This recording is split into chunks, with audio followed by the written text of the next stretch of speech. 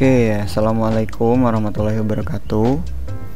Gimana kabarnya semuanya? Sehat ya? Semoga selalu diberikan kesehatan, tetap jaga kesehatan. Di sini saya akan menjelaskan mengenai praktikum kontrol otomatik. Nah, di sini kita sekarang akan masuk ke modul 1 mengenai terminologi dan struktur dasar kontrol. Nah, jadi dasar kontrol yang perlu kita pahami yang cukup penting yaitu adalah mengenai diagram blok. Nah, kenapa perlu kita memahami diagram blok? Karena terutama kita sebagai engineer itu perlu menguasai cara ngegambar diagram blok dan cara membaca diagram bloknya juga, seperti itu. Nah, jadi kita akan ngebahas diagram blok, lalu kemudian nanti akan ada kontrol PID gitu. Nah, untuk diagram blok tersendiri ya mungkin kalian udah pernah belajar juga. Jadi diagram blok itu ada open loop dan close loop. Nah, ini yang pertama adalah open loop. Nah, jadi kalau open loop itu ya udah, jadi dia sekali jalan gitu. Dari input menghasilkan output. Nah, seperti itu. Nah, dari gambar yang bisa kita lihat di sini bahwa input ini diwakili oleh variabel rs. Nah, rs ini adalah fungsi Laplace ya, yang mungkin kalian udah pelajari juga dengan tanda ada s-nya di sini.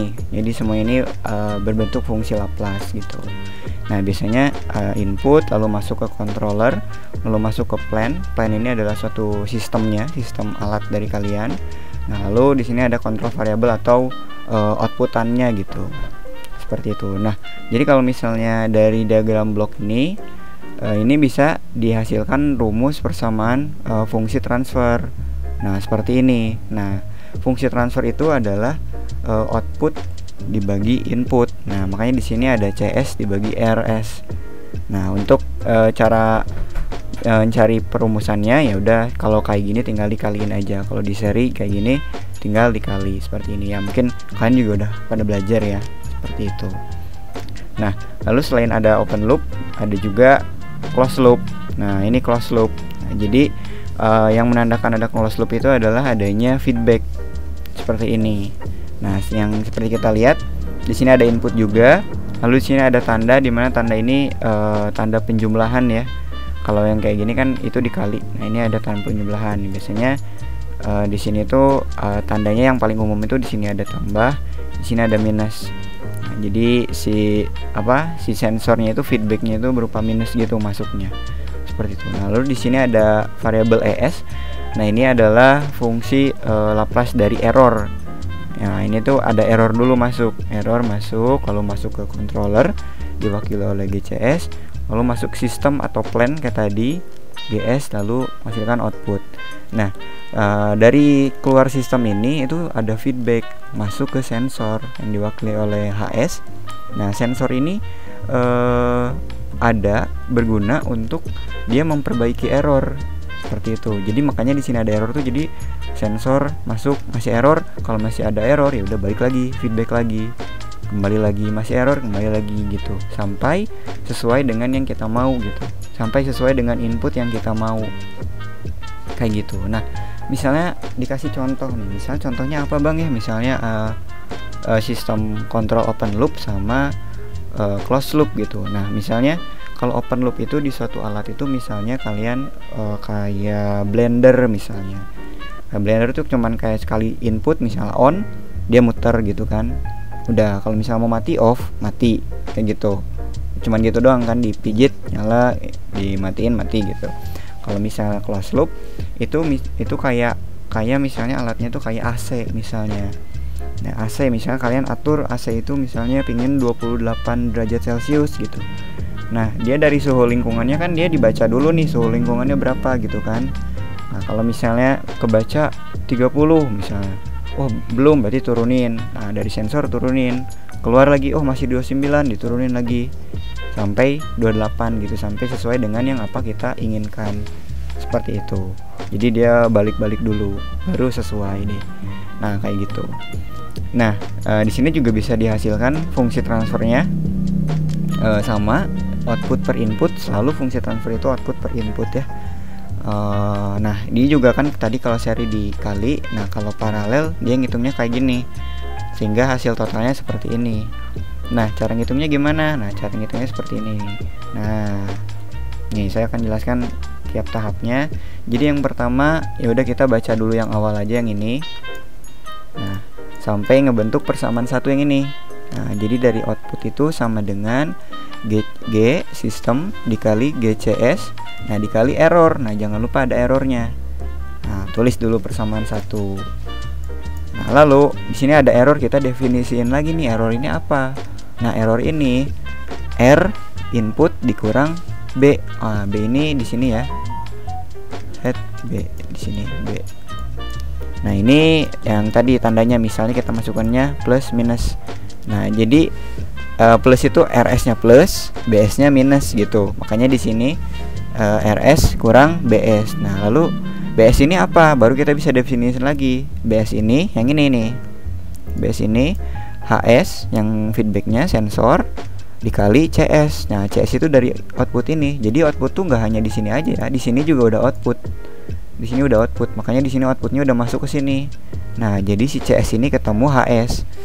Nah di sini diwakili dengan BS gitu, diwakili kayak gitu. Nah kalau nggak ada BS juga nggak apa-apa sih, kalian langsung aja berarti RS dikurang HS dikali CS gitu, nggak usah pakai BS juga nggak apa-apa, seperti itu. Nah baru kita udah definisiin yang kedua, yaitu yang bagian errornya. Nah lalu dari dua persamaan ini baru kita bisa satukan ya. Nah dari sini dengan mengganti nilai error yang ini dengan error ini kayak gini.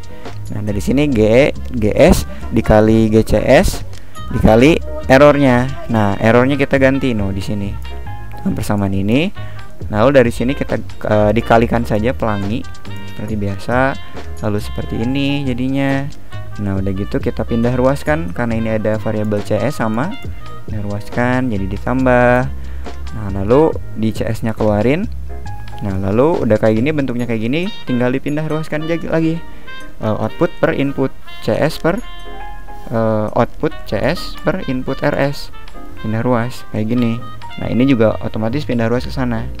Nah jadilah seperti ini, seperti itu ya. Ini mungkin kalian juga udah belajar ya di mata kuliah kontrol otomatik seperti itu. Nah terus untuk nilai-nilainya juga ya kalian nanti bisa coba di mata kuliah kontrol otomatik ya, biasanya ada nanti misalnya sistemnya dikasih tahu, misalnya sistemnya persamaannya berapa, misalnya sistemnya 1 per S plus 1 gitu, misal si sistem ya bisa gitu. Sensornya itu biasanya nilainya cuma 1 gitu di sininya. Nah itu nanti kalian bisa pelajarinya di mata kuliahnya seperti itu. Nah controller ini apa? Controller ini adalah biasanya yang kontrol PID. Misalnya kalian mau pakai P atau mau pakai PI atau mau pakai PD atau mau pakai PID sekalian. Nah selanjutnya kita langsung masuk ke PID-nya. Nah ini PID-nya. Jadi kalau misalnya PID, P-nya itu proporsional, I-nya integral, D-nya derivatif. Nah kalau misalnya kita P, itu bakal ketemu variabel KP. Kalau I integral bakal ketemu KI, kalau D derivatif bakal ketemu KD. Nah terus di sini kan ada TI sama TD. Nah apa nih TI sama TD? Nah jadi kalau misalnya cuma diketahui nilai TI, kita bisa nyari KI-nya. Nah dari nilai KI set sama dengan KP per TI. Nah kalau dari ini yang KD-nya, KD sama dengan TD per KD KP sorry. Nah seperti itu. Nah terus di sini ketentuannya ada nih, kalian bisa lihat. Nah nanti kan kalau misalnya ntar kalau dari kontrol tuh ada melihat grafik ya, melihat dari grafik, dimana grafiknya itu misalnya seperti ini gitu, pingin sampai set point kayak gini gitu. Nah misalnya kita bisa diatur mau nambah ngurangnya rise time, overshoot, settling time, dan kestabilannya dari sini. Kalian bisa baca sendiri, ini ada di modul. Kalau dibesarin ya udah rise time-nya berarti berkurang, overshoot-nya bertambah, sini naik KP-nya ya tadi ya, settling time-nya sedikit bertambah, stabilnya menurun kayak gitu. Nah tinggal diatur-atur dari parameter-parameter si KP, KI, KD-nya untuk mendapatkan menghasilkan grafik kontrol yang lebih baik gitu, semakin baik gitu, untuk bisa mencapai set point ya, misalnya input itu namanya set point gitu misalnya. Jadi untuk mencapai set point yang diinginkan seperti itu. Nah lalu lanjut. Nah misalnya ini ada Ctrl P. Nah ini Ctrl P. Nah ini yang tadi dibilang controller tuh di sini. Jadi kalau misalnya kita pakainya Ctrl P aja, nah berarti di sininya bakal jadi nilai KP. Nah ini nanti nilai KP-nya silahkan bebas gitu, misalnya sesuai keperluan, mau nilai KP-nya 1, 10, 50 atau bahkan 100 mungkin.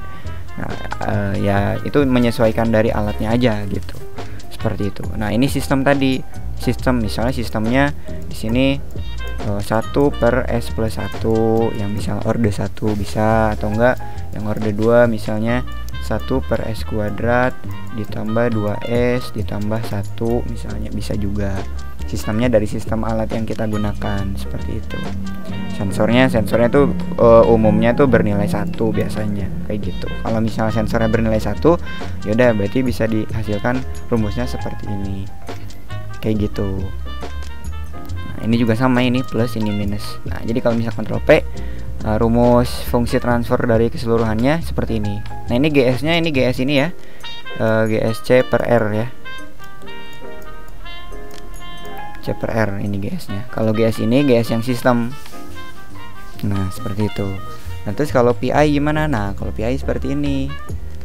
Nah PI ini kalau tadi kan P aja ada KP. Nah tapi kalau misalnya integral itu dia KI per S. Jadi si fungsi Laplace-nya itu ada variabel S-nya, KI per S kayak gitu. Nah ini ngerangkanya kayak gini misalnya. Ini juga sistem sama kayak tadi, sensor sama kayak tadi. Nah ini jadi tinggal dimasukin aja sih dari rumus yang closed loop yang awal tadi. Ini kan tadi awalnya GC, ya udah tinggal ditambahin kayak gini, seperti itu.